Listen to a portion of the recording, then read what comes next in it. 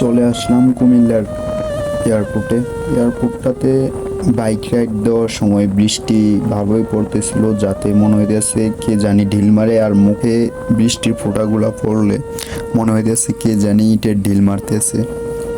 তো কেউ কেউ বলতেছে এয়ারপোর্টটা চালু হবে, তারা বলে নাকি 5 বছর লাগতে পারে কিংবা 10 বছর, কিন্তু আমার মতে এটা অসম্ভব হইতো না।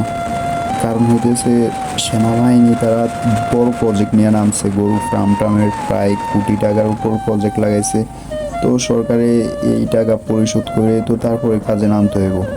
তো মূলত জায়গাটা আসলে বিমান বাহিনীর ছিল, সেনাবাহিনী দখল করে রাখছে। তো তারা চাইবো না এই জায়গাটা তাদের থেকে হাতছাড়া হোক। এয়ারপোর্ট চালু হইলে তো জায়গাটা বিমান বাহিনীর হাতে চলে যাব। তবে আমার মতে এয়ারপোর্টটা চালু হইলে কুমিল্লার মানুষের জন্য অনেক হেল্প হইব। কুমিল্লা কি, অনেক জেলার হেল্প হইব, নোয়াখালী, ফেনী টেনি, লক্ষ্মীপুর, তাদের অনেক হেল্প হইব, এয়ারপোর্ট কাছে পাইবে। তো আমি চাই এয়ারপোর্টটা চালু হোক। এয়ারপোর্টটা চালু হইলে বেকারত্বের হার কমবে। তো হ্যাঁ, এয়ারপোর্ট চালু হইলে তো আলহামদুলিল্লাহ আমাদের সকলের জন্যই ভালো হবে। এটা আন্তর্জাতিক না হইলেও দেশের ভিতরেই একটা বড় একটা এয়ারপোর্ট হইব, ভালোই হবে।